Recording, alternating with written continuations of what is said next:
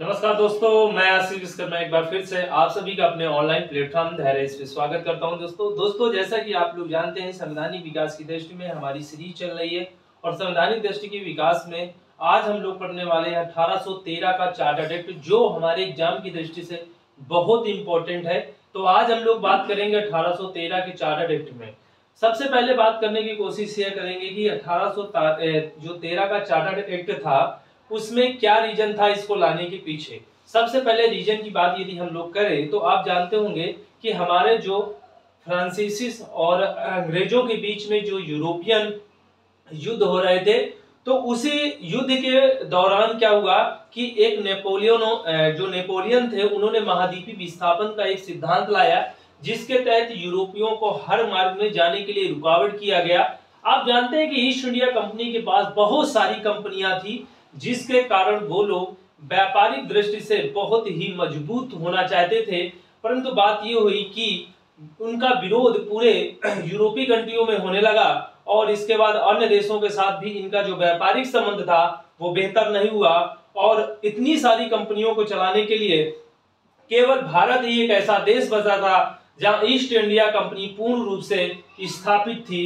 इसके कारण क्या हुआ कि जो हमारी ब्रिटिश संसद थी या ब्रिटिश पार्लियामेंट थी, उन देश के अंदर ब्रिटिश जो इंग्लैंड के अंदर सारे व्यापारी ये चाहते थे कि जो ईस्ट इंडिया कंपनी का जो प्रभुत्व है भारत में, उसको एकाधिकार समाप्त, मोनोपोली को समाप्त कर दिया जाए और सारे ब्रिटिश व्यापारियों को भारत आने जाने की सारी अनुमति दे दी जाए। इसके लिए ब्रिटिश संसद ने एक चार्टर्ड एक्ट प्रावधान किया, यहाँ पास करके भेजा, जिसके तहत कुछ विशेष प्रावधान है जो आपको बताएंगे, जो पेपर में सबसे ज्यादा पूछे जाते हैं। जैसे पहले हम बात करें, पहला पॉइंट है हमारे पास कंपनी का जो व्यापारिक एकाधिकार था, जो कंपनी के पास व्यापार करने की सारी शक्तियां थी भारत के अंदर और दक्षिण पूर्वी एशियाई देशों के साथ में, उन सारी शक्तियों को इन्होंने समाप्त कर दिया इस चार्टर्ड एक्ट में।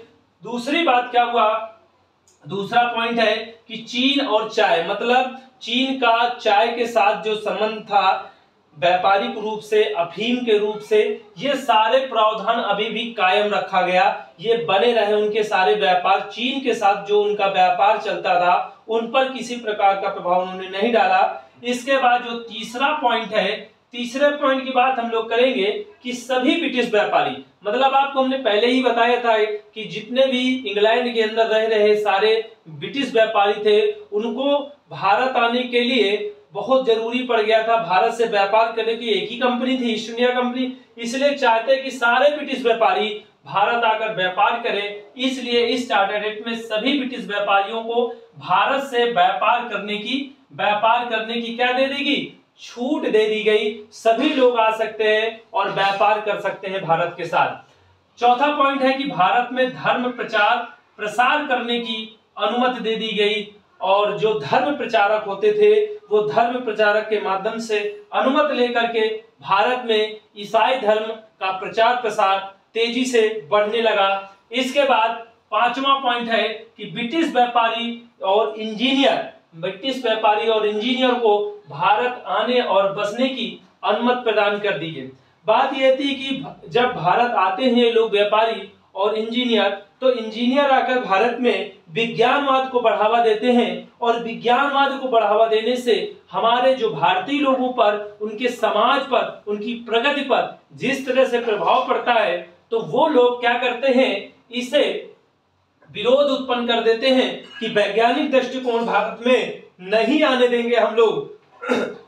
इसके बाद कंपनी की आय से, ये बहुत इंपॉर्टेंट क्वेश्चन है, 2019 यूपीएससी ने ये क्वेश्चन पूछा है दोस्तों।